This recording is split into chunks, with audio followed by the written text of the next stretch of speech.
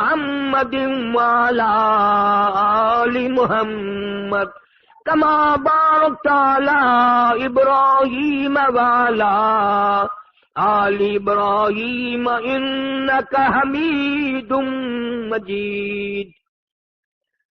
محمد کی غلامی ہے سند آزاد ہونے کی، خدا کے دامن توحید میں آباد ہونے کی۔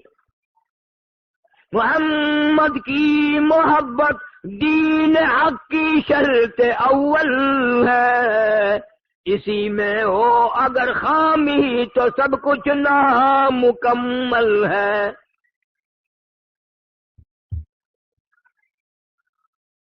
محترم بزرگوں، عزیز دوستو، شادی کی تقریب سعید ہے۔ اللہ پاک جل شانہ محض اپنے فضل و کرم سے اس شادی خانہ آبادی کو مسرتوں کا، خوشیوں کا ذریعہ بنائے، محبتوں اور خوشیوں کے پھول ہمیشہ برستے رہیں۔ حضرت محمد کریم صلی اللہ علیہ وسلم کے سنت اور طریقے کے مطابق سب مسلمانوں کو شادی کرنے کی توفیق عطا فرمائے۔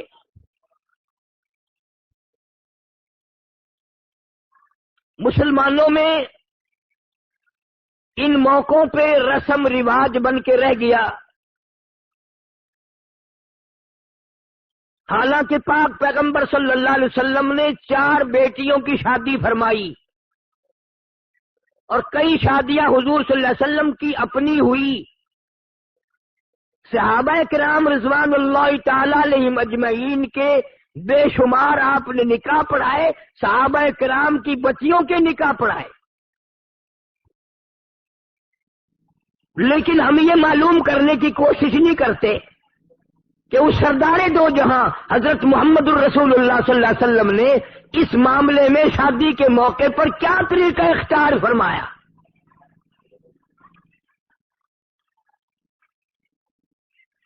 ساری باتوں کا مدار حضور کریم صلی اللہ علیہ وسلم کی ذات اقدس ہے۔ اگر آپ کے طریقے کے مطابق ہو تو ہر کام عبادت ہے، اور اگر آپ کے طریقے سے ہٹ کے ہو تو ہر کام بغاوت ہے۔ لوگوں کا نظریہ یہ ہے کہ جی مرنے کے معاملے میں تو ثواب کے کام تلاش کرو، شادیوں میں کیا ضرورت ہے، شادی جس طرح سے چاہو کرو۔ نہیں، اللہ کے بندے، جب سے انسان پیدا ہوا قبر میں جانے تک اگر وہ محمد کریم صلی اللہ علیہ وسلم کا غلام ہے تو کامیاب ہے، اگر غلامی نہیں تو کچھ بھی نہیں۔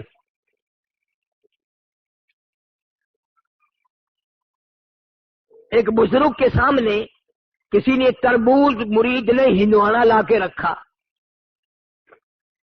تو علماء بھی موجود تھے۔ اس اللہ والے نے پوچھا بھی یہ ہندوانا توڑ کے کھانا سنت ہے یا کاٹ کے کھانا سنت ہے؟ یوں ہی توڑ لیا جائے یا کاٹ لیا جائے، سنت کیا ہے؟ تو علماء نے فرمایا کہ جی اس کے بارے میں تو تفصیل معلوم نہیں، کتابوں میں یاد نہیں۔ تو فرمایا اسے اٹھا کے لے جاؤ، میں نہیں کھاؤں گا، اگر میں توڑ کے کھاؤں اور سنت ہو کاٹ کے کھانا خلاف ہو جائے گا، اور اگر میں کاٹ کے کھاؤں اور ہو توڑ کے کھانا سنت تو خلاف ہو جائے گا، میں تو کھاتا ہی نہیں۔ یہ اللہ والے حضور کریم صلی اللہ علیہ وسلم کے طریقوں پہ مرنے والے۔ خواجہ معین الدین چشتی اجمیری سب قید رحمت اللہ علیہ اتنے بڑے بزرگ ہیں۔ ایک دن آپ نے وضو فرمایا، ایک مولوی کھڑا دیکھ رہا تھا، یہ جو پیروں کی انگلیوں میں خلال کرتے ہیں نا، انگلی مارتے ہیں، اس کو خلال کہتے ہیں۔ تو سنت یہ ہے کہ سجے پیر کی چھوٹی انگلی سے شروع کرو اور انگلی مارتے مارتے انگوٹھے تک جاؤ، اور جب بایاں پاؤں کھبا پیر دو تو انگوٹھے کی انگلی سے انگلیاں مارنی شروع کرو، خلال کرو، چھوٹی انگلی پہ ختم کرو۔ یہ ہے طریقہ۔ خواجہ صاحب نے جب وضو فرمایا اور انگلیوں میں خلال کیا تو دونوں پیروں کی انگوٹھے سے شروع کیا. اب مولوی قدرتی بات ہے، مولوی چپ نہیں رہ سکتا. اس نے قریب ہو کر ذرا سا کہہ دیا حضرت جی گستاخی معاف، یہ خلال سنت کے خلاف ہوا، حضور صلی اللہ علیہ وسلم کے طریقے کے خلاف ہوا. اتنا بڑا بزرگ، اتنا بڑا اللہ والا برا تو کیا مانتے، یہ معلوم کر کے کہ ہاں یوں ہی مسئلہ ہے. 40 سال کی نماز دوہرائی کہ جب وضو طریقے کے سنت کے خلاف ہوا تو نماز کیسی؟ 40 سال کی نماز لوٹائی. ہم کیا لوٹائیں گے؟ ہمارے پلے ہے کچھ لوٹانے کے لیے؟ دوہرانے کے لیے کچھ ہے؟ مرضی آیا دین ہے، مرضی آیا مسئلہ ہے. جناب مدنی کریم صلی اللہ تعالی علیہ وسلم کی ذات اقدس ہے. نوجوان صحابی ہے، غریب صحابی ہے، مفلس ہے، نادار ہے، گھر نہیں، در نہیں، پر نہیں، کچھ بھی نہیں، کچھ بھی نہیں. لیکن سرکار مدینہ صلی اللہ علیہ وسلم کے دل میں اس کی بڑی محبت ہے. آپ نے دریائے کرم جوش میں آیا، یوں پوچھ لیا او میری جوان تیری شادی ہوئی کہ نہیں؟ عرض کے یا رسول اللہ صلی اللہ علیہ وسلم میری شادی کون کرے؟ میرے پلے کچھ بھی نہیں، میری تو جھوپڑی بھی نہیں، میرا گھر بھی نہیں، میرا در بھی نہیں، میرے پاس کپڑا بھی نہیں، سامان پیسہ ٹکا کوئی نہیں، میری شادی کون کرے؟ سرکار نے ارشاد فرمایا جا فلاں صحابی کے پاس دوڑ کے جا، اس کے پاس بچی ہے، میری طرف سے جا کے پیغام دے اور میں نے تیرا رشتہ کر دیا. حضور کریم صلی اللہ علیہ وسلم کا دیوانہ دوڑا دوڑا گیا اور جا کر کے صحابی کے مکان پہ کھڑے ہو کر آواز دی تمہاری بیٹی سے حضور کریم صلی اللہ علیہ وسلم نے میرا رشتہ کر دیا. انہوں نے اس کو منظور فرما لیا. واپس آ کر حضور صلی اللہ علیہ وسلم کے پاس بیٹھ گیا. آپ نے فرمایا کچھ تیاری کر. میں کہا جی میں نے تو پہلے عرض کر دیا تھا، تیاری کیا کروں؟ پلے ہی کوئی چیز نہیں، میرے کوئی دمڑی دلہ نہیں ہے میرے پاس. فرمایا جا عثمان غنی ذی النورین رضی اللہ تعالیٰ عنہ سے 300 درہم قرض لے لے، جا کر تیرا قرض میں محمد الرسول اللہ ادا کروں گا. اندازہ لگاؤ مسلمانوں، مدنی کریم صلی اللہ علیہ وسلم جن لوگوں کی یہاں بھی ضامن بنے وہاں بھی ضامن بنے، ان کو کیا کمی ہے؟ فرمایا ضامن میں ہوں، میں ادا کروں گا. 300 درہم قرض لے آیا. فرمایا جا سامان وغیرہ خرید کر، جھوپڑی کا سامان خریدا، کچھ برتن خریدے، کچھ کپڑا وغیرہ خریدا. مدینے کی گلیوں میں بڑا خوش پھر رہا ہے، میری بھی جھونک بسے گی، میری بھی شادی ہو جائے گی، میرا گھر بھی آباد ہوگا، میں بھی بیوی بچوں والا بنوں گا. بڑا خوش پھر رہا ہے مدینے کی گلیوں میں. ادھر سے آواز آئی انفروا فی سبیل اللہ. اور کلمہ پڑھنے والوں، اسلام والوں، ایمان والوں، کفر نے اسلام کو للکارا ہے. آؤ میدان جہاد میں اللہ کی توحید کا پرچم لہرانے کے لیے، دین کا جھنڈا چمکانے کے لیے، ختم نبوت کا جھنڈا چمکانے کے لیے میدان میں آ جاؤ. تؤمنون باللہ ورسولہ وتجاہدون فی سبیل اللہ بِأَمْوَالِكُمْ وَأَنفُسِكُمْ ذَلِكُمْ خَيْرٌ لَكُمْ إِن كُنتُمْ تَعْلَمُونَ.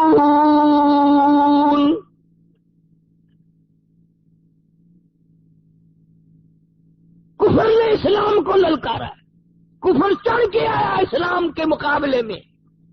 اسلام کو مٹانے کے لیے، دین کو ختم کرنے کے لیے، اسلام کی عظمت کو ختم کرنے کے لیے کفر بہت بڑی طاقت لے کے آیا. آج مرد بھی سوچے، عورتیں بھی سوچے اب کیا کرنا چاہیے۔ حضور نے رشتہ مانگا، حضور نے منگنی کرائی، حضور صلی اللہ علیہ وسلم نے قرضہ دلوایا، آپ ضامن بنے۔ اس کو چاہیے تھا نا بھی یہ تو سارا کام میرا حضور صلی اللہ علیہ وسلم نے کیا ہے، میں شادی والا کام تو پہلے کروں، جہاد تو اب بھی ہے، پھر بھی ہوتے رہیں گے ساری عمر، شادی کا موقع ہر روز نہیں بنا کرتا۔ اور کم سے کم حضور کریم صلی اللہ علیہ وسلم کو جا کے پوچھتا کہ جی آپ مجھے اب کیا حکم دیتے ہیں، جہاد میں جاؤں یا شادی کروں؟ تو کوئی ہوئے یا میں قاری حنیف ایسے موقع تو ہوا نا حضور کے سامنے کھڑ کے آکھوں دے گنو تو آخیا منیا میں تو رشتہ بشتہ کرنے کو چارنا، ہم تو ہی کیتا ہے، تو کوشش کی ان جی میں مرضی آوے آخو چاہ تیار ہے۔ جوان نے حضور کریم صلی اللہ علیہ وسلم سے پوچھا بھی نہیں، مدینے کے بازار میں گیا، برتن والوں کے برتن واپس کر دیے، جن سے کپڑا لیا کپڑا واپس کر دیا، جن سے جھونپڑی کا انتظام خریدا وہ واپس کر دیا۔ دکاندار بڑے حیران ہے کیوں واپس کرنے آ گیا، کہنے لگا شادی کی دیکھی جائے گی، پہلے مجھے قرآن نے بلایا ہے، اسلام نے بلایا ہے، میرے ایمان نے مجھے پکارا ہے، اللہ کے راستے میں کفر کو مٹانے کے لیے جاؤں گا، اللہ کی توحید کا پرچم لہرانے جاؤں گا، عظمت صحابہ کا ڈنکا بجانے جاؤں گا۔ جہاد کے میدان میں جا پہنچا، حضور کریم صلی اللہ علیہ وسلم میدان جہاد میں تشریف لائے، خود فرمایا میرا فلاں صحابی تو شادی میں مشغول ہوگا، کسی نے بتایا فجرحت جرحا شدیدا، بڑے سخت زخم کھا کے نڈال پڑا ہے۔ اگلی صف میں لڑایا کھڑا ہو کے جہاد کیا ہے، 70 کے قریب زخم کھائے ہوئے بے ہوش پڑا ہے۔ دریائے کرم جوش میں آیا، فرمایا مدنی کریم صلی اللہ علیہ وسلم نے آؤ، زخمی میرے دیوانے کو اٹھا کے لے آؤ، میرے پروانے کو لے آؤ، میرے مستانے کو لے آؤ۔ صحابہ کرام اٹھا کے لے آئے، گود میں سر مبارک رکھ لیا۔ محدثین نے لکھا ہے پہلے بے ہوش تھا، رحمت کائنات سارے کہہ دو صلی اللہ علیہ وسلم کی گود میں سر رکھا ہوا تھا، تھوڑا سا ہوش آیا، ہنسنے لگا، مسکرانے لگا۔ آپ نے فرمایا کیوں، کیا بات ہے، کس لیے ہنسا، کیا حال ہے تیرا؟ کہتا میرے سارے غم غلط ہو گئے، میرے دکھڑے ٹل گئے، میری مصیبتیں ٹل گئی، بڑے دنوں سے تمنا تھی آخری وقت ہو، کالی کملی والے کی گود ہو، میری نظر ہو، تیرا رخ انور ہو۔ سارے کہہ دو صلی اللہ علیہ وسلم، تارتا ہوا دیدار کرتا ہوا دنیا سے جاؤں، اللہ نے موقع بنا دیا۔ اس لیے میں آج کہتا ہوں ملتان کے لوگوں، کوئی بیوی کو دیکھتا ہوا مرے گا، کوئی بچوں کو دیکھتا ہوا مرے گا، کوئی کوٹھی بنگلے کو تاڑتا ہوا مرے گا، کوئی مال سونے چاندی کو تاڑتا ہوا مرے گا، کوئی کسی حال میں مرے گا۔ اس جوان کے مقدر پہ دو جہان قربان کر دوں، آخری وقت ہے، صلی اللہ علیہ وسلم کا دیدار کر رہا ہے۔ کہتا میری تو پرانی آرزو تھی، بہت دلوں سے حسرت تھی، میں یہ چاہتا تھا اللہ کے دربار میں پیش ہوں گا، اللہ پاک پوچھے گا دنیا سے کیا لایا، عرض کروں گا تیرے محبوب کا دیدار لایا ہوں صلی اللہ علیہ وسلم۔ کبھی ہمارے دل میں بھی ایسی تمنا پیدا ہوئی؟ یہ اتنی عورتیں ہیں، اتنے مرد ہیں، کبھی ہمارے دل میں بھی ایسا شوق آیا کہ اگر اللہ پوچھے گا دنیا سے کیا لایا تو کیا جواب دیں گے؟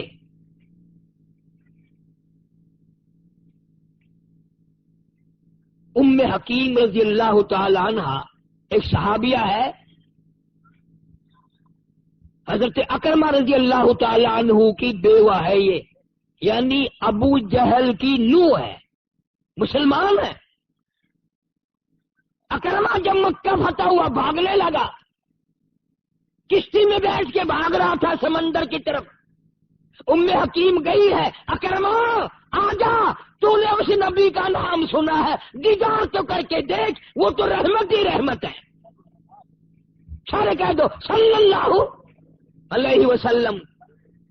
اکرمہ کہنے لگا تجھے معلوم نہیں ہم نے کتنے کتنے ظلم ڈھائے ہیں، ہم نے کتنے کتنے ستم ڈھائے ہیں، ہم نے ان کو کتنا تنگ کیا ہے، یہ بدلے لیں گے. ام حکیم کہتی ہے اکرمہ بدلے لینے والا نہیں ہے، معاف کرنے والا ہے.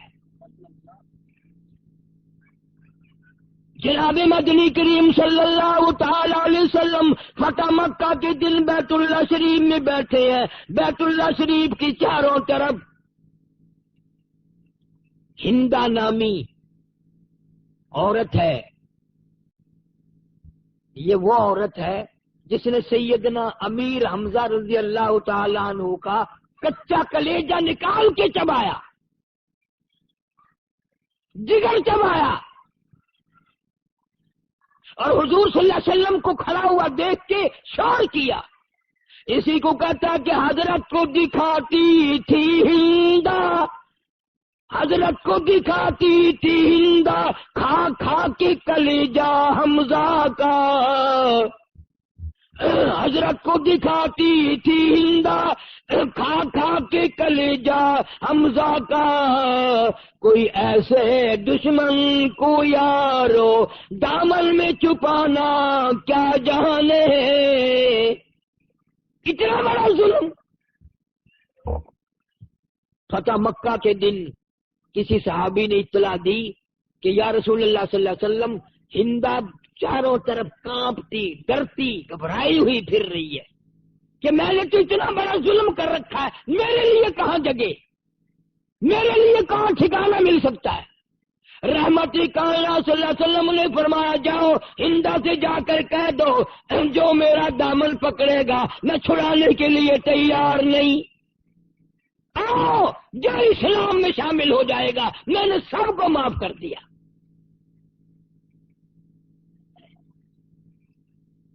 پھر حضرت اکرمہ بھی شہید ہو گئے رضی اللہ تعالیٰ عنہ. ام حکیم بیوہ ہو گئی.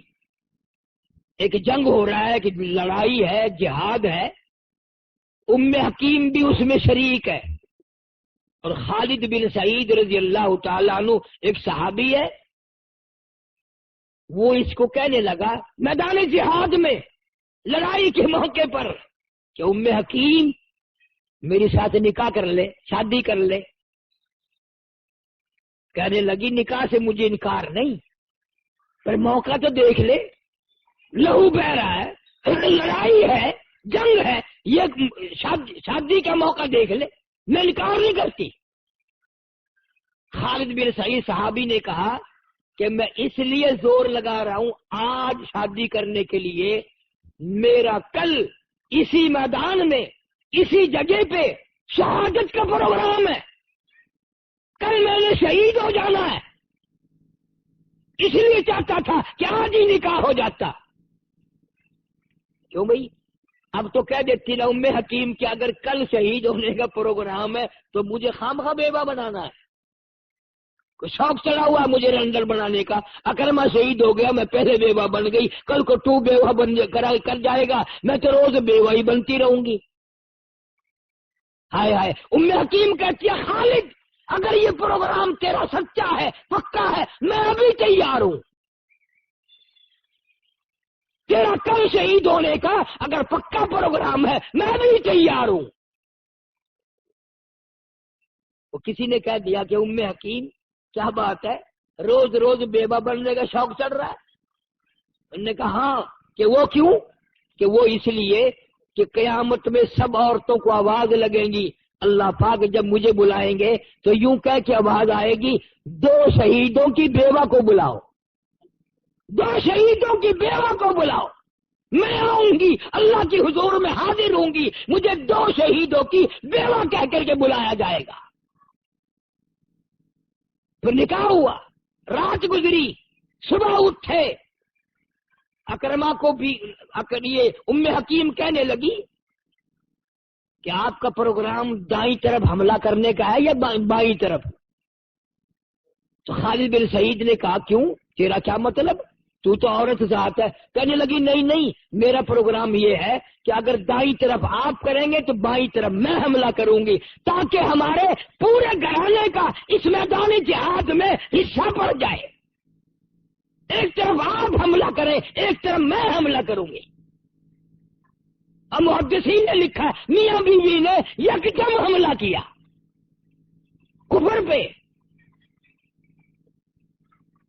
کیا ان حضرات کی ذہنیت تھی، کیا ان حضرات کا شوق تھا، کیا ان حضرات کے دلوں میں حسرتیں تھی. سلمان فارسی سارے قید رضی اللہ تعالیٰ عنہ صحابی ہے. تم نبی کو نہیں جانتے تو صحابی کو کیا جانو گے؟ نبی صحابی اسے کہتے ہیں جس نے کلمہ پڑھنے کے بعد حضور کریم صلی اللہ علیہ وسلم کا دیدار کیا ہو، زیارت کی ہو صلی اللہ علیہ وسلم. ہمارا عقیدہ ہے، ہمارا ایمان ہے، ساری دنیا کے کتب، ساری دنیا کے غوث، ساری دنیا کے ابدال، سارے دنیا کے ولی، ساری دنیا کے مفتی، ساری دنیا کے قاری، ساری دنیا کے عالم ایک پلے میں رکھو، اور وہ صحابی جس نے حضور کریم صلی اللہ علیہ وسلم کی زیارت کی ہو، خدا کی قسم 1,00,000 نہیں کروڑ ولی بھی اس صحابی کے شان کا مقابلہ نہیں کر سکتے. اس نے جو حضور کا دیدار کیا ہے، یہ دولت کس کو ملے؟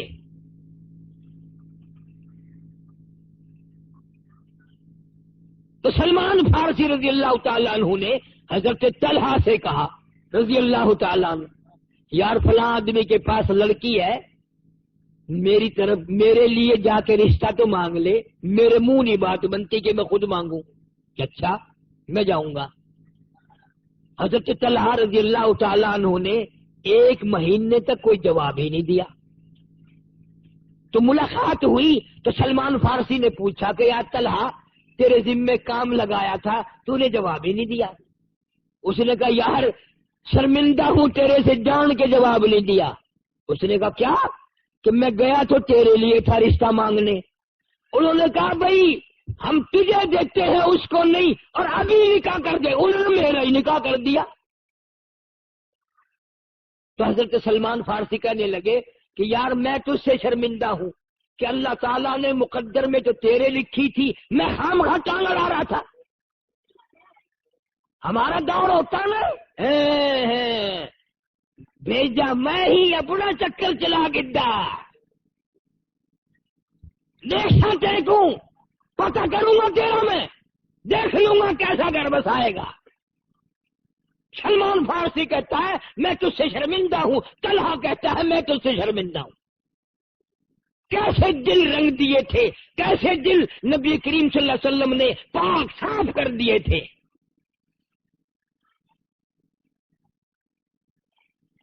حضرت علی سارے قید رضی اللہ تعالیٰ عنہ بلایا حضرت علی کو حضور صلی اللہ علیہ وسلم نے، اور بلا کے فرمایا اے علی میں فاطمہ الزہرا رضی اللہ تعالیٰ عنہ سے تیرا نکاح کرنا چاہتا ہوں، حق مہر ادا کرنے کے لیے کوئی چیز ہے؟ نہیں یا رسول اللہ میں تو میدان کا جہاد کا سپاہی ہوں، میرے پلے کچھ نہیں ہے، کچھ بھی نہیں میرے پلے. تو حق مہر ایسی چیز ہے، اللہ پاک نے حضرت آدم علیہ السلام کو پیدا فرمایا، جنت میں رہائش تھی، آدم علیہ السلام جنت میں رہتے تھے، لیکن خلوت، تنہائی، وحشت دل نہیں لگتا تھا. آدمی کوئی نہیں اور دوسرا انسانی کوئی نہیں. اللہ تعالیٰ نے حضرت حوا کو پیدا فرمایا، آدم علیہ السلام کی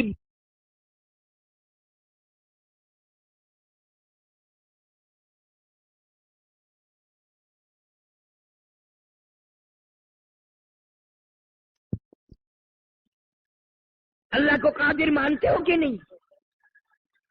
اللہ چاہے آدم علیہ السلام کو مٹی سے بنا دے، اللہ چاہے حضرت حوا کو آدم علیہ السلام کی پسلی سے بنا دے.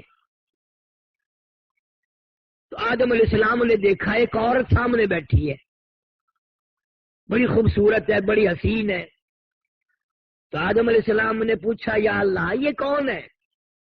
فرمایا تیرے لیے پیدا کیا، تیرا دل نہیں لگتا نا، تنہائی میں گھبراتا ہے اکیلا، یہ تیری بیوی ہے، میں نے تیرے لیے پیدا کی ہے۔ کہ اچھا جی۔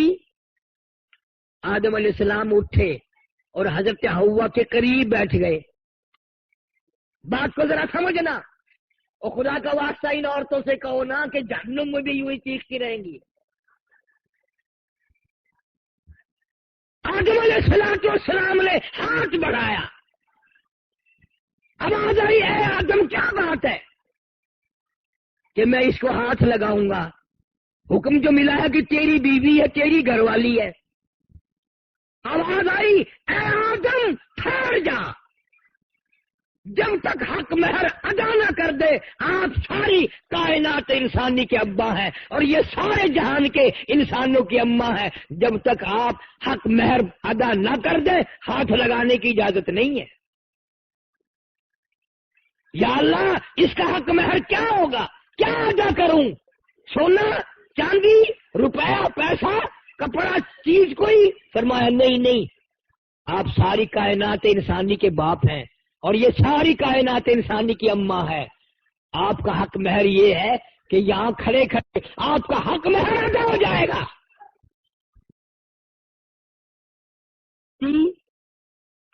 آدم علیہ السلام اٹھے اور حضرت حوا کے قریب بیٹھ گئے۔ بات کو ذرا سمجھنا، اور خدا کا واسطہ ان عورتوں سے کہو نا کہ جہنم میں بھی یوں ہی چیختی رہیں گی۔ آدم علیہ السلام نے ہاتھ بڑھایا، آواز آئی اے آدم کیا بات ہے کہ میں اس کو ہاتھ لگاؤں گا؟ حکم جو ملا ہے کہ تیری بیوی ہے، تیری گھر والی ہے۔ آواز آئی اے آدم ٹھہر جا، جب تک حق مہر ادا نہ کر دے آپ ساری کائنات انسانی کے ابا ہیں اور یہ سارے جہان کے انسانوں کی اماں ہیں، جب تک آپ حق مہر ادا نہ کر دیں ہاتھ لگانے کی اجازت نہیں ہے۔ یا اللہ اس کا حق مہر کیا ہوگا، کیا ادا کروں؟ سونا، چاندی، روپیہ، پیسہ، کپڑا، چیز کوئی؟ فرمایا نہیں، آپ ساری کائنات انسانی کے باپ ہیں اور یہ ساری کائنات انسانی کی اماں ہے۔ آپ کا حق مہر یہ ہے کہ یہاں کھڑے کھڑے آپ کا حق مہر ادا ہو جائے گا۔ 20 لمحہ درود شریف پڑھنے سے دیکھو آدم علیہ السلام ابھی بنے ہیں، ہزاروں سال ہیں باقی، ابھی آمنہ کے در یتیم صلی اللہ علیہ وسلم کی پیدائش میں تشریف لانے میں شان دیکھو، مرتبہ دیکھو، مقام دیکھو، آدم علیہ السلام کا حق مہر بھی درود شریف بنا دیا۔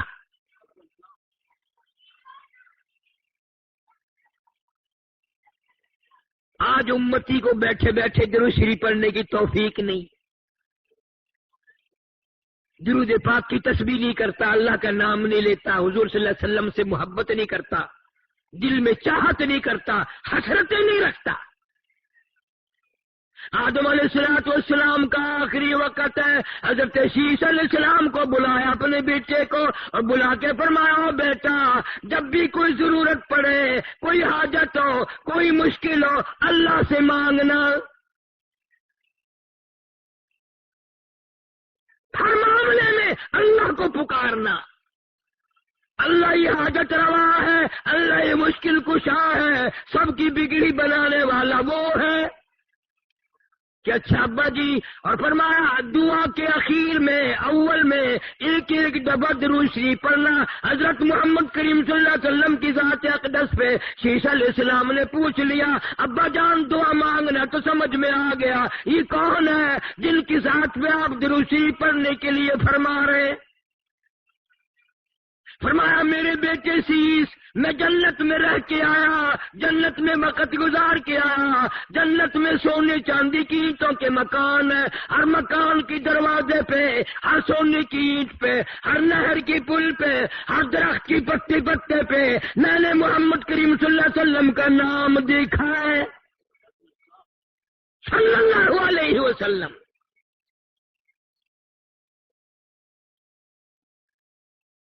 نبی کریم صلی اللہ علیہ وسلم نے حضرت علی شیر خدا رضی اللہ تعالیٰ عنہ کو بلایا اور بلا کے فرمایا حق مہر دینے کے لیے کیا چیز ہے؟ نے کہا جی میرے پلے کچھ نہیں. فرمایا یہ زرہ جو ہے زنجیروں کی کڑیاں جوڑ جوڑ کر ایک کرتا بنایا جاتا تھا، وہ پہن کر پہلے زمانے میں جنگ کرتے تھے، تلوار اثر نہ کرے، تیر اثر نہ کرے. فرمایا اے علی یہ زرہ تو تیرے پاس ہے؟ انہوں نے کہا ہاں جی یہ تو ہے. کہ یہی بیچا. بازار میں گیا، آگے ایسا کاروباری ملا، ایسا وپاری ملا، ایسا آڑتی ملا، ایسا دکاندار ملا. جناب سیدنا عثمان رضی اللہ تعالیٰ عنہ پوچھا ہے علی بازار میں کیسے خوش خوش پھر رہے ہو کہ آج میری شادی ہے خاتون جنت سے اور یہ زرہ بیچنے آیا ہوں، آؤ سودا کریں گے. حضرت عثمان نے سودا کر لیا. 480 درہم میں سودا ہو گیا.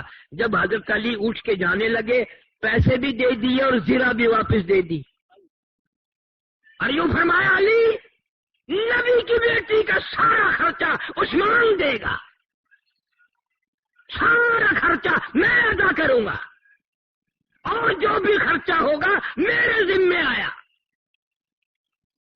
آج تو کسی کی شادی پہ 2 روپے پھینک آئے قیامت تک یاد رکھتا ہے، 5 روپے اگر دے آئے نوندرا یاد رکھتا ہے. تمہیں آج تک پتا نہیں شادی کا سارا خرچہ حضرت عثمان نے دیا. یوں ہی تو نے غنی کا لقب دیا مدنی کریم صلی اللہ علیہ وسلم نے. اور پھر حضرت علی نے جو لا کر پیسے رکھے ہیں ڈھیر لا دیا. تو آپ صلی اللہ علیہ وسلم نے پوچھا یہ زرہ بھی لے آیا اور اتنے سارے پیسے بھی لے آیا؟ حضرت علی نے عرض کیا جی ایسا تاجر ملا، ایسا دکاندار ملا، ایسا آڑتی ملا، ایسا کاروباری ملا، اعلان کر دیا خاتون جنت کی شادی ہو خرچہ میرا ہوگا.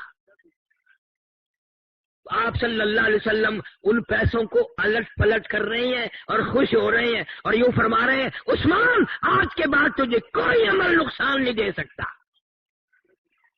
عثمان وہ ہے کتنا بڑا سخی ہے عثمان. ابن عباس رضی اللہ تعالیٰ عنہ فرماتے ہیں میں نے حضور کریم صلی اللہ علیہ وسلم کو خواب میں دیکھا کہ آپ ترکی گھوڑے پہ سوار ہیں، بڑا اعلیٰ درجے کا لباس زیب تن فرمایا ہوا ہے اور اجلت میں ہے، جلدی میں ہے. تو ابن عباس کہتے ہیں میں نے عرض کیا یا رسول اللہ صلی اللہ علیہ وسلم تشریف رکھو، بہت دنوں میں زیارت ہوئی. فرمایا مجھے بڑی جلدی ہے، عثمان کا آج ایک جنت کی حور سے میں نے نکاح پڑھانا ہے. حضرت عثمان کا جنت کی حور سے نکاح پڑھانا ہے. کیوں؟ آپ نے فرمایا اس لیے کہ مدینے میں قحط تھا، کال پڑا ہوا تھا، مدینے کے لوگ بھوکے مر رہے تھے. 100 اونٹ حضرت عثمان کے غلے کے آئے ملک شام سے اور مدینے کے بازار میں لا کے بٹھا دیے. غلہ اتارا، مدینے کے دکاندار آئے. اللہ ہر مسلمان کو مدینے پاک کی زیارت نصیب فرمائے اور مدینے کی موت عطا فرمائے، مدینے میں قبر کی جگہ نصیب فرمائے. 100 اونٹ غلے کے لدے ہوئے مدینے میں آئے، غلہ اتارا. مدینے کے دکاندار آئے، مدینے کے تاجر آئے. کہا عثمان ہم خریدار بن کے آئے ہیں کہ اچھا بتاؤ کیا دو گے؟ کہ بھائی 10 کے مال کے 11 دیں گے. لگا نہیں مجھے زیادہ ملتا ہے. وہ کہنے لگے 10 کے مال کے 12 دیں گے. لگا نہیں مجھے بہت ملتا ہے کہ بھائی 10 کے مال کے 13 دیں گے. فرمایا مجھے زیادہ ملتا ہے. تو وہ دکاندار اکڑ کے کہنے لگے یار مدینے کے سارے دکاندار تو ہم کھڑے ہیں، وہ زیادہ دینے والا کون ہے؟ سامنے کیوں نہیں آتا؟ وہ کون سا دکاندار ہے؟ کہاں کے رہنے والا؟ فرمایا من جاء بالحسنتی فلہ عشر امثالھا. خدا کہتا ہے جو میرے نام پہ صدقہ کرتا ہے میں اس کو 10 دنیا میں اور 70 آخرت میں دیتا ہوں. تم گواہ ہو جاؤ میں نے ان 100 اونٹوں کے سارے غلے کو بمائے اونٹوں کے اہل مدینہ پہ صدقہ کر دیا. سارے اہل مدینہ پہ صدقہ کر دیا میں نے یہ۔ اس دن حضرت ابن عباس نے خواب میں حضور کریم صلی اللہ علیہ وسلم دیکھا کہ عثمان نے آج ایسا صدقہ کیا، عثمان نے آج ایسی خیرات کی ہے، آج عثمان نے اتنا بڑا دان کیا ہے کہ حضور صلی اللہ علیہ وسلم اس کا نکاح پڑھانے جنت میں تشریف لے جا رہے ہیں۔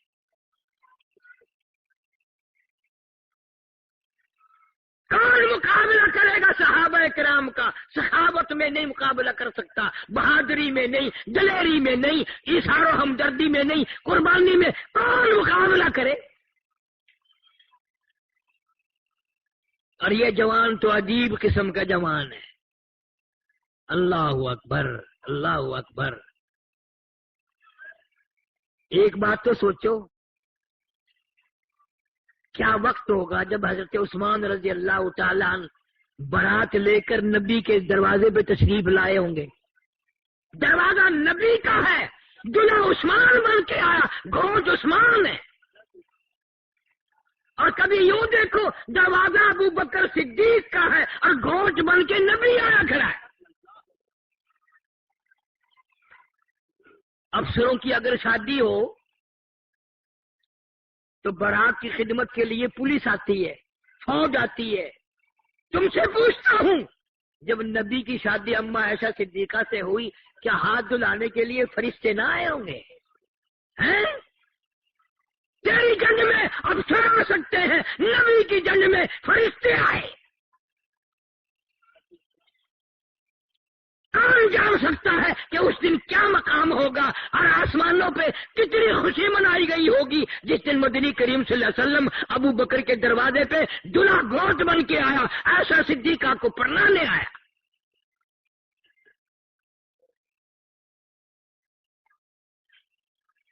عجیب گھرانہ ہے۔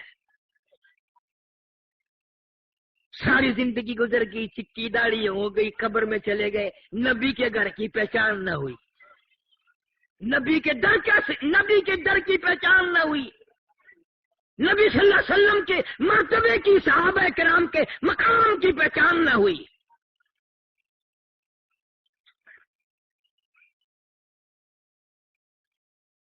خاتون جنت سیدہ فاطمہ الزہرا رضی اللہ تعالی عنہا، پیاری بیٹی، دروازے پہ حضور صلی اللہ علیہ وسلم تشریف لائے اور آواز دی، بیٹی میں اندر آنا چاہتا ہوں۔ اندر سے آواز آئی، ابا تشریف لانے سے پہلے اپنی چادر اندر پھینک دو۔ آپ صلی اللہ علیہ وسلم نے چادر اندر پھینک دی اور پھر تشریف لائے گھر میں بیٹی کے۔ فرمایا آج کیا بات تھی؟ چادر مانگی پہلے۔ عرض کی ابا اتنا کپڑا نہیں ہے جو سارا بدن چھپا سکوں، اتنی تنگی ہے، اتنی غربت ہے، اتنی پریشانی ہے کہ بدن چھپانے کے لیے بھی کپڑا نہیں ہے۔ مدنی کریم صلی اللہ علیہ وسلم کی لختی جگر نے مصلی پہ کھڑی ہو کر نماز کی نیت باندھی، دھڑام سے گر پڑی، پھر نیت باندھی، پھر گر پڑی، پھر نیت باندھی، پھر گر پڑی۔ حضور صلی اللہ علیہ وسلم نے پوچھا بیٹی کیا بات ہے؟ عرض کی ابا آج تیری لختی جگر کا 4 دن کا فاقہ ہے۔ دریائے کرم جوش میں آ گیا، فرمایا مسلح تو اٹھا۔ مسلح اٹھا کے کیا دیکھتی ہے؟ جانماز کے نیچے کی زمین، ساری زمین سونے کی بن گئی۔ فرمایا جتنا چاہے سونا اٹھا لے، مگر قیامت میں حساب دینا پڑے گا۔ تم ہوتے یا میں ہوتا گڈڑی بند لیندے او ڈٹھا ویسے قیامت دا حساب و کتاب۔ ہن تو سونا مار گھنو کم آسی، اساں بھوک مردے پئے ہیں تو کو قیامت دے حساب دی پئی ہے۔ خاتون جنت فاطمہ الزہرا رضی اللہ تعالی عنہا نے قسم پروردگار کی سونے کے اوپر تھوک دیا، مسلح ڈال دیا۔ ابا جان فاقے منظور ہے، تنگی منظور ہے، قیامت کا حساب و کتاب منظور نہیں۔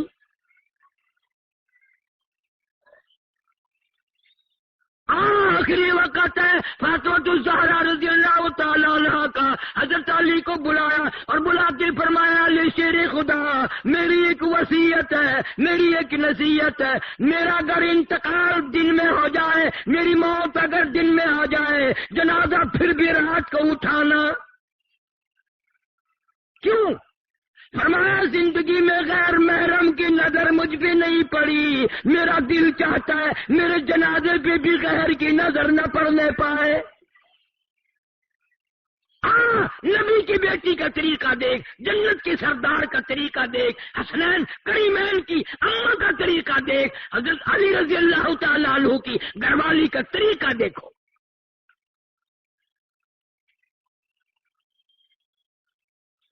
پھر اللہ نے کتنا بڑا انعام کیا، کتنا بڑا اکرام فرمایا۔ شاہ عبدالعزیز محدث دہلوی رحمت اللہ علیہ لکھتے ہیں، قیامت کا میدان ہوگا، پلسرات لگی ہوگی،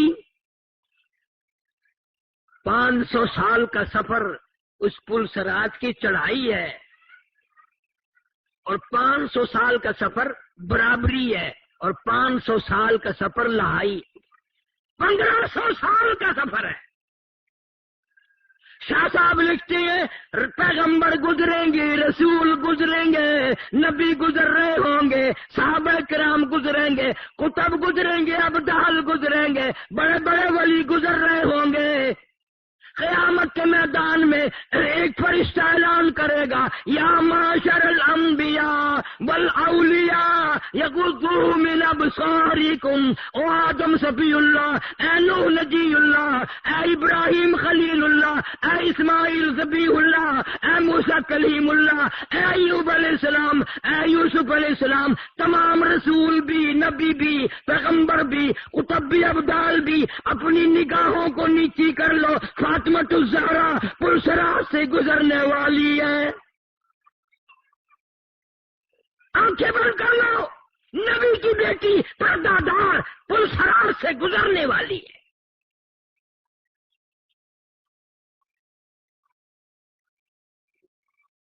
ہمارے لیے کیا طریقہ کار ہوگا، کیا سنت بن سکتی ہے ہمارے لیے؟ ان حضرات کے عقائد تھے، ایمان تھا، یقین تھا۔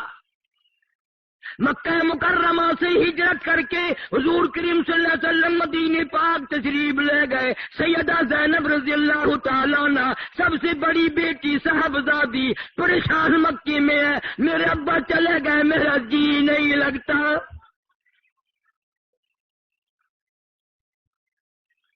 یہ کون سی بیٹی ہے؟ صحابی کہتا ہے میں مسلمان بھی نہ تھا، میرا باپ بھی مسلمان نہیں تھا، ہم جانتے بھی نہیں تھے اسلام کیا ہے، ہمیں معلوم بھی نہیں تھا کہ نبی کون ہوتا ہے۔ کہتا ہے سودا سلب خریدنے کے لیے میں اپنے باپ کے ساتھ مکے میں آیا، میری آنکھ نے دیکھا مکے کا بہت بڑا گراؤنڈ ہے، بہت بڑا میدان ہے، مکے کے جوان ہیں، سردار ہیں، بہادر لوگ ہیں، کسی کے ہاتھ میں روڑا، کسی کے ہاتھ میں ہڈی، کسی کے ہاتھ میں پتھر، سارا مکہ مارنے والا ایک یتیم مکہ صلی اللہ علیہ وسلم مار کھانے والا، سارے مار رہے ہیں۔ اتنا مارا لباس مبارک بھی خون میں تربتر ہو گیا۔ روکنے والا کوئی نہیں، ٹوکنے والا کوئی نہیں، پوچھنے والا کوئی نہیں۔ ہاں میں تجھے بتاؤں، ارشاد فرمایا 23 برس میں ایک ٹائم بھی ایسا نہیں جو میں محمد صلی اللہ علیہ وسلم نے پیٹ بھر کے کھانا کھایا ہو۔ خدا کی قسم 2 پتھر بھوک کی وجہ سے پیٹ پہ باندھ کر اللہ کے نبی نے قرآن کی تلاوت فرمائی ہے۔ آج تم ہزاروں نعمتیں کھا کر، ہزاروں نعمتیں پی کر، ہزاروں نعمتیں گلے کے نیچے اتار کے اللہ کے قرآن کی زیارت کو بھی تیار نہیں۔ قرآن کا دیدار بھی تمہیں نہیں چاہیے، زیارت بھی تمہیں نہیں چاہیے۔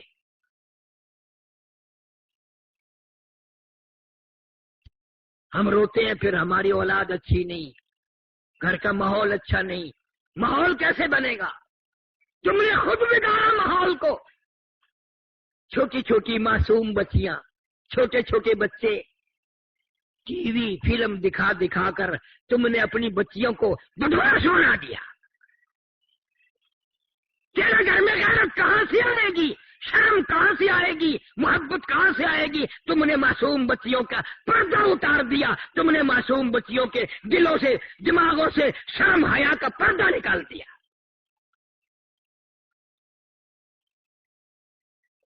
کون تمہیں سمجھائے گا؟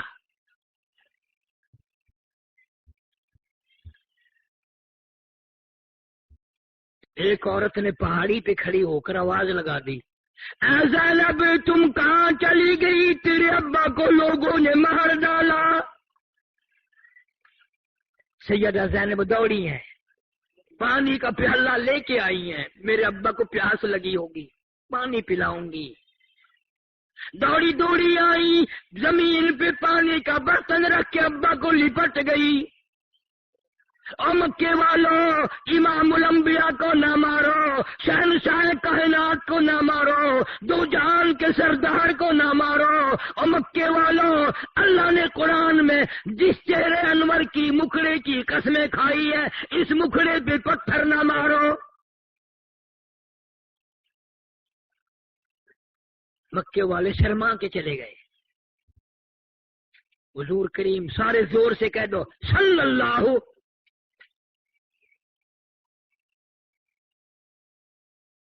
زمین خون میں کپڑے تر بتن ہے. حضرت زینب ابا کو لپٹ گئی، اس کے کپڑے بھی خون میں تر ہو گئے، نبی کے خون میں.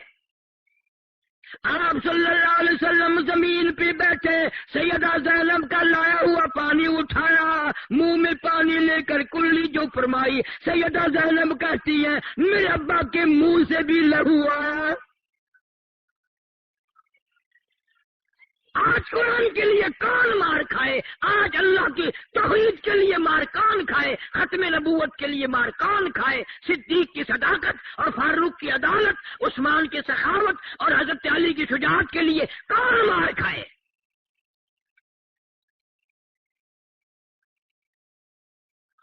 حضرت زینب رضی اللہ تعالیٰ عنہ ابا سے پوچھنے لگی کیا جھگڑا ہے، کیا تنازع ہے؟ میرے ابا یہ لوگ کیوں مارتے ہیں؟ کیا وجہ ہے؟ کیوں مار پڑ رہی ہے؟ کتنی مدت ہو گئی؟ آپ نے فرمایا بیٹی زینب تیرا ابا ان کو جنت میں داخل کرانا چاہتا ہے، دوزخ سے نکال کر جنت الفردوس کا وارث بناتا ہے. تیرا ابا ان کو اللہ کا قرآن سناتا ہے، اس لیے مارتے ہیں. سیدہ زینب رونے لگی رضی اللہ تعالیٰ عنہ اور ہاتھ پکڑ کے کہنے لگی، پلہ پکڑ لیا، گھر تشریف لے چلو. امی جان سنیں گی، رقیہ بہن سنیں گی، ام کلثوم بہن سنیں گی، چھوٹی بہن فاطمہ سنیں گی، میں سنوں گی. یہ نہیں سنتے تو انہیں نہ سناؤ. فرمایا لگتے جگر میری بڑی مجبوری ہے، مجھے اللہ کا قرآن آیا وَأَنذِرْ عَشِيرَتَكَ الْأَقْرَبِينَ وَأَنذِرْ عَشِيرَتَكَ الْأَقْرَبِينَ. میرے اللہ نے حکم دیا میرے محبوب کریم صلی اللہ علیہ وسلم پتھر کھاتا جا، مار کھاتا جا، میرا قرآن سناتا جا. میری جان ختم ہو سکتی ہے، میں اپنی جان مکا سکتا ہوں، اللہ کا قرآن نہیں میں چھوڑ سکتا.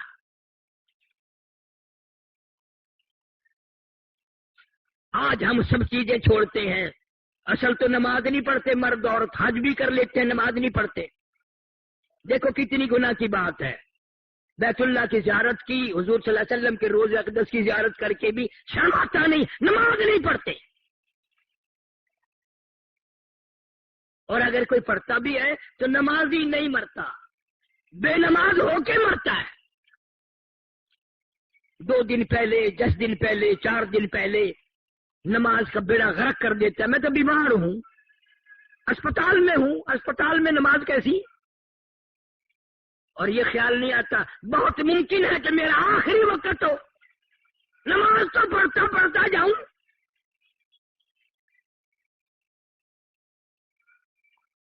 سیدنا حسین رضی اللہ تعالیٰ عنہ سے بڑھ کر کسی کو پریشانی دنیا میں آ سکتی ہے؟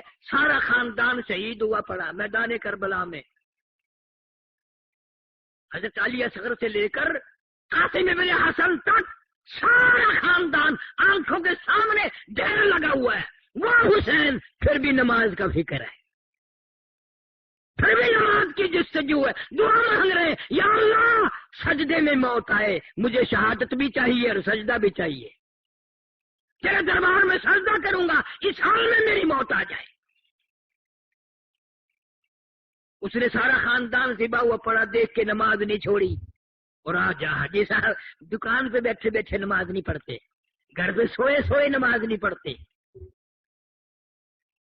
تجھے معلوم نہیں نا، تیرا قبر پہ یقین نہیں، تیرا قیامت پہ یقین نہیں، تیرا حشر پہ یقین نہیں۔ خدا کی قسم دنیا والے کہتے ہیں زمین میں 3 حصے پانی ہے، چوتھا حصہ زمین ہے۔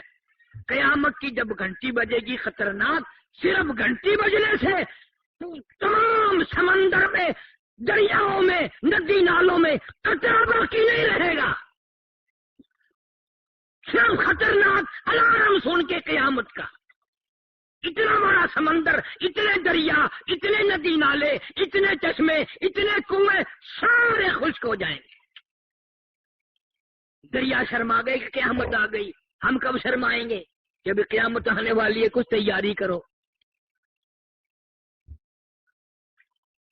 تو نکاح ایک سنت ہے، نبی کریم صلی اللہ علیہ وسلم کا طریقہ ہے اول سے لے کے آخر تک، اور اس خاندان نے تو دکھ اٹھائے اس قرآن کے لیے، تو قرآن کھولنے کے لیے بھی تیار نہیں، زیارت کے لیے بھی تیار نہیں۔ سیدہ زینب رضی اللہ تعالیٰ عنہ حضور صلی اللہ علیہ وسلم کی ہجرت کے بعد مکے کی گلیوں میں چکر لگاتی ہے، محلے میں کہتی پھرتی ہے، اور مکے والوں جس کی میں نے سوئی دینی ہے وہ اپنی سوئی لے لے، جس کا میں نے دھاگا لے رکھا وہ ادھار واپس لے لے، جس کا میں نے آٹا دینا وصول کر لے، میں مدینے جاؤں گی۔ کل کو کوئی یوں نہ کہنا نبی کی بیٹی ہماری سوئی لے کے چلی گئی۔ رات کو چوریوں نکلی ہے، چھپ کے نکلی ہے، 3 میل پہ جا کر مکے کے کافروں نے پکڑ لیا، مارا ہے اور گھسیٹا ہے، اونٹ سے نیچے گرا دیا حضرت زینب کو۔ حمل سے تھی ساقط ہو گیا، خون جو بہنے لگا، مدینے جانے تک بند نہیں ہوا، بیمار ہو گئی، سوکھ سوکھ کر کانٹا بن گئی۔ جب مدینے دوسری مرتبہ نکل کے پہنچی ہیں، حضور صلی اللہ علیہ وسلم کی نظر پڑی، فرمایا بیٹی زینب تیرا کیا حال بن گیا؟ روتی ابا مجھے مکے والوں نے مارا ہے۔ فرمایا مبارک ہو اللہ کے قرآن کے لیے، اللہ کے دین کے لیے، میں نبی صلی اللہ علیہ وسلم کی دھی کو بھی مار کھانی پڑی، مسلسل بیمار رہی، اطلاع ملی تمہاری بیٹی زینب انتقال کر گئی۔ یوں فرمایا میری بچی بڑی مجاہدہ تھی، غسل دو اچھی طرح، کفن میں لے کے آؤں گا۔ اچھی طرح سے غسل دیا گیا، بتایا گیا، غسل دیا جا چکا۔ آپ ایک پرانی سی چادر لے کے تشریف لائے اور قریب کھڑے ہو کے فرمایا او میری بیٹی زینب میرے پاس یہ چادر ہے، میں تجھے کفن کے لیے دیتا ہوں، اس وقت تیرے ابا کے پاس اور کپڑا کوئی نہیں۔ نبی صلی اللہ علیہ وسلم نے اپنی دھی کو اپنی چادر میں کفن دیا، ایک چادر ملی کفن کی بھی۔ تو ہمیں طریقہ سوچنا چاہیے کہ اس طریقے پہ شادی کریں، نکاح کریں۔ ہم سب کی مغفرت فرما یا اللہ، سیاکار ہیں، گناہگار ہیں، تیرے کرم کے امیدوار ہیں، ہم سب کو معافی عطا فرما۔ اے پروردگار عالم تو بے نیاز ہے، ہم سب کی خطاؤں کو معاف فرما یا اللہ۔ اس قابل نہیں کہ ہاتھ پھیلائیں، ہم سب کو اپنے فضل و کرم سے عطا فرما دے، ہم سب کی اولاد کو نیکوکار بنا، سارے ملک پر اپنا کرم اور فضل فرما، ساری امت مسلمہ کی نجات فرما، جتنے بھی قبروں میں چلے گئے یا اللہ سب کی بخشش فرما، بے کس بے بس جتنے بھی مردے دنیا سے چلے گئے اللہ سب پر اپنا کرم فرما۔ حاجی محمد رمضان محمدی محلے والے کی گھر والی حاجم ہے، میرے ساتھ حج کے بھی ساتھی ہیں، اللہ مریض ہے تو تکلیف اللہ کا شفا کاملہ عطا فرمائے۔ اور بھی بے شمار لوگوں نے دعاؤں کے لیے کہا یا اللہ سب کی جھولیاں بھر دے۔ حاجی محمد رفیق صاحب نشاط روڈ کے ہیں، ان کے بچوں کو دائمی تکلیف ہے، ممکن ہے ہم میں سے کوئی اللہ والا زور آمین دل سے کہہ دے اللہ ان کو شفائے عام عطا فرمائے. یا اللہ سب کی بگڑی بنا دے, الہی اجڑوں کو بسا دے, الہ العالمین بچھڑوں کو ملا دے. یا اللہ سب کی پریشانیوں کو دور فرما, سارے ملک پر اپنا کرم اور فضل فرما, ساری دنیا کے مسلمانوں کی عزت آبرو جان مال ایمان کی حفاظت فرما. یا اللہ ہمیں یہودیوں کے ہاتھوں ذلیل نہ کر, الہی عیسائیوں کے ہاتھوں ذلیل نہ کر. ہم تیرے محبوب کے نام لیوا ہے, ہمیں معافی عطا فرما. یا اللہ ہم تیرے نبی کے غلام ہیں, ہم سب کو معاف فرما. ربنا تقبل منا انک انت السمیع العلیم وتب علینا انک انت التواب الرحیم. سب کے کاروبار میں برکت عطا فرما, سب کے روزی رزق میں وسعت عطا فرما. ہمارے مدرسے اور مسجد کے